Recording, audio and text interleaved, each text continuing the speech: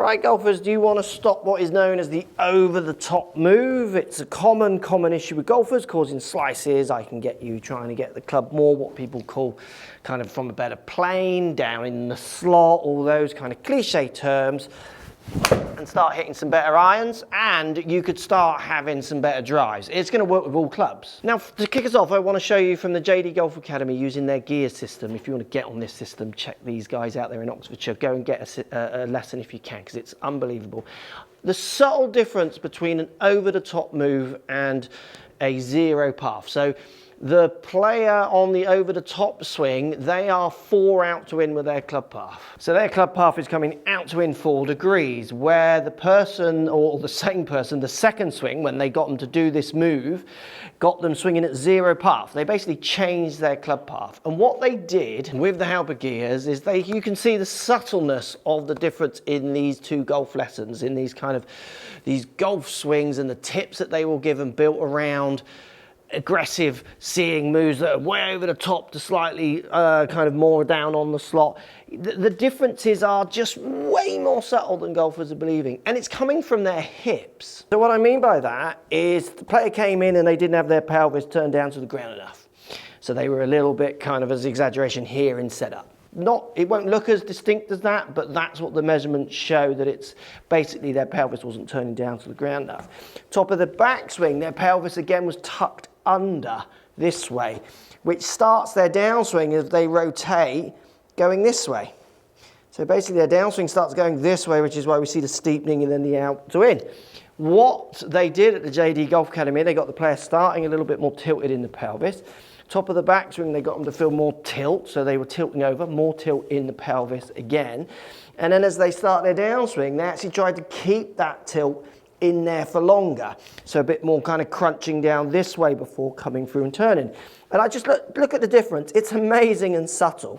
So where lots of people think they're kind of going like this, it's often not that. What this player did is he went tuck under, rotate, see which way that's going, where when they change the way his turn, push this out, rotate, see where that club's coming from now? It's just dropping it down. It's that subtle. So how can you apply these ideas to your game to try and get used to getting that club just coming down on that better path? Zero path's going to give this player so much better chance of hitting shots with less curve on. 2 drills.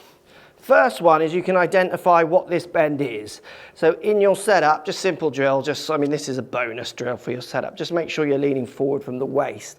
Having a good amount of tilt forward in your pelvis at start's only going to help. Now from here, top of your backswing, what I want you to do from here is feel like you bend, and you won't be able to hit shots with this, it's just a feeling. I want you to feel that you bend towards where you're facing. So if you imagine I've made a backswing and I'm facing now here, I'm going to start my downswing by bending that way a bit more and then rotating. See what that did to the path? Can you see what happens to the club? So here, I'm going to feel like I bend this way. See where it's dropping the club? And then I'm going to turn through. No laydowns. No up here, drop the club down, swing it out. No up here and feel like you're dropping your hands down. No, they're kind of doing this with your arm.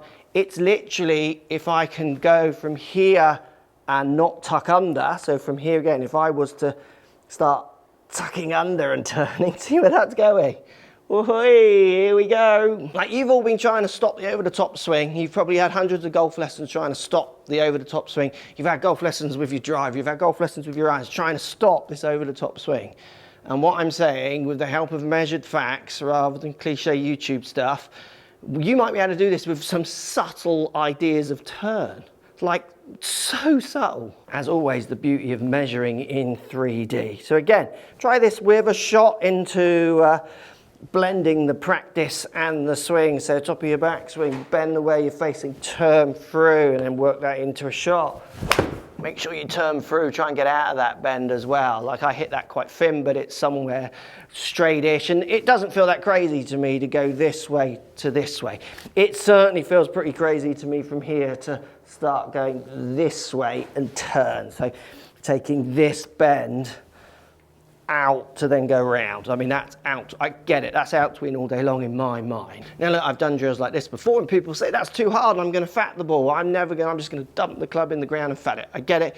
It's a tough one that it can feel scary. To be fair, with lots of students that you do it with, they don't do what they think they're going to do. So give that a try. But this next drill's really good and more simplistic, and you can do it kind of anywhere. You know, you could do it at home, you could do it at the course, you could do it before you hit a shot.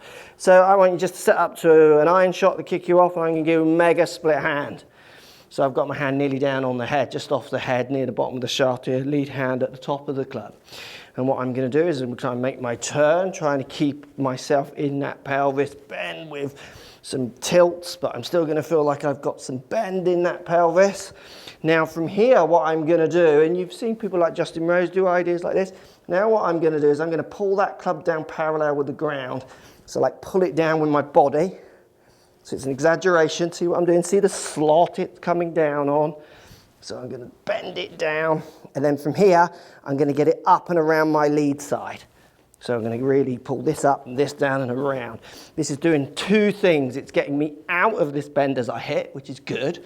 So we want this bend in, then we need to get you straightening this up, getting out of it. This is what's going to give you that real spring and kind of pure strike feeling. Whereas this feeling is going to give you that idea of trying to stay a little bit more back to target for a little bit longer with a little bit of bend to get it down to then get out. Now it's an exaggeration, but use that exaggeration going down and then up and around the corner to really get the feel of how your body is moving and turning. And then do the same idea. Always do this with students. It's so good for learning. Go top of your backswing, mega split hand drill. Now just tuck your pelvis under. So feel like you kind of straighten up here and then rotate. So bring this down and rotate. See what I mean? It feels like it's just going to go that way and around. If I bend, see where the club's dropping, head's dropping. So if I bend that down and then up and around, totally that's the way I want to go. If I go here, tuck under and then try and bring it down. Oh yes, there it is. That move so many of you have struggled with. That move so many of you have been doing for years and be struggling to change it. Where with a feeling, you could do it now without the split hand drill. Here, bend it down and then up and around and then hit some shots. Honestly, your club paths are going to be so different. And see that drawing? Like as I exaggerate it, it's really starting to get me to actually move it left because it's something I'm doing. I don't need to exaggerate it. I can hold on to those angles. When it comes to over the top or laying the shaft down, I do think we've got this a little bit wrong, me included over the years, and that's why I love 3D measuring, because you just learn and develop and improve.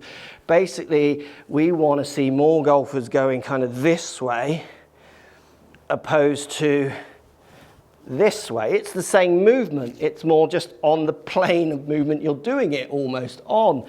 It's not that we're getting here and absolutely laying the club down loads, because if you think about that, that lay down basically comes down into a shot and it's like this. That needs to come out at some point. If that ain't coming out, you're hitting the ball further right. We're latching onto something as simple as feeling a few bends.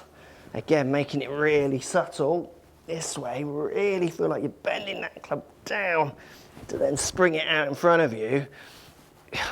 Honest, I want you to try this and let me know down below how you go, because it honestly, the people I've talked to about it, they are like going, oh my God, it's that easy. And it's exactly the same ideas with the drivers. We're going to see the same patterns, a little bit of bend to turn out and round, opposed to if I straighten up here and then start going, you know, I'm not anymore this way. I've just literally turned this action into this action. It's the same. I'm just spinning it round.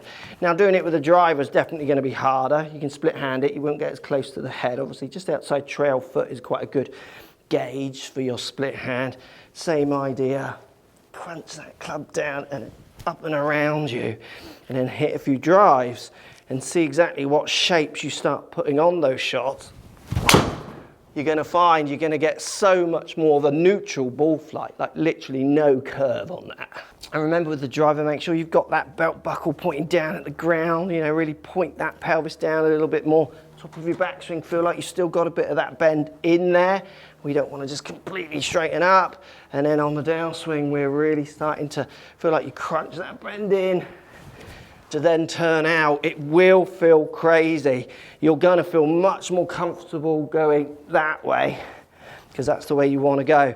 And you might hit the ground, you might hit a few funny strikes at the start, but just give it a few practices, and I honestly think, oh, look at that lovely little draw out there. You'll start to transform how you hit these, you'll start to transform how you hit your driver as well, and you're going to start just changing the club path. Completely different path without you having to feel like you're kind of changing the club path, which is a win and a win, isn't it? Now, if you want to understand how to get into a better position as you go on your backswing, this video here has got a lot of information kind of connected to this, which might just help you out.